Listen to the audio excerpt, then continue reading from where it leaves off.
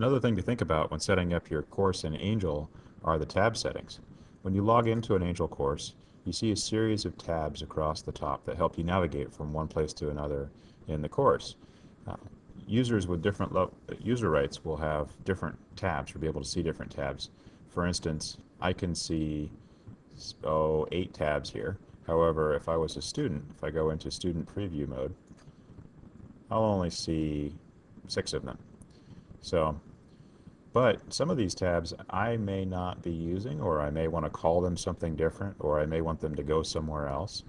So if in course editor mode, if I go to the Manage tab, one of my choices is tab settings.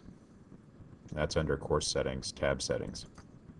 So this controls, first of all, the Start tab, which by default is the course tab. When the students first come into a course, they will land on the course tab and look at the course announcements, that sort of thing. But maybe you want to have them land directly in the Lessons tab, or maybe you want them to start on a specific page. You want to create a web page either within Angel or someplace else, so that when somebody goes into a course, they land on that web page.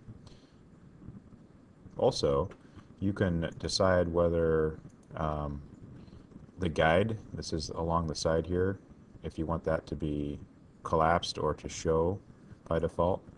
The guide is something that lets you, it's another way to navigate through the course, put it that way. Also, these course tabs down here, like for instance, let's say you decide you're not going to use the calendar for this course, you're just not going to use it. You might want to change it so that students don't see that tab and go there hoping to find it. Okay, so in Angel, what's now called the Lessons tab was at one time called the Content tab, and still is the Content tab in Groups. In Courses, it's called Lessons. But let's say you wanted to call it something different. You could change what that tab name was, and also who could see it. Maybe you only want team leaders to see it, or you want students to see it but not guests, that sort of thing. Again, you can specify a URL for where that tab will go. Maybe you want to have a tab. I want to have instead of having a resources tab, I want to have a tab that's called Google, and have it goes directly to Google.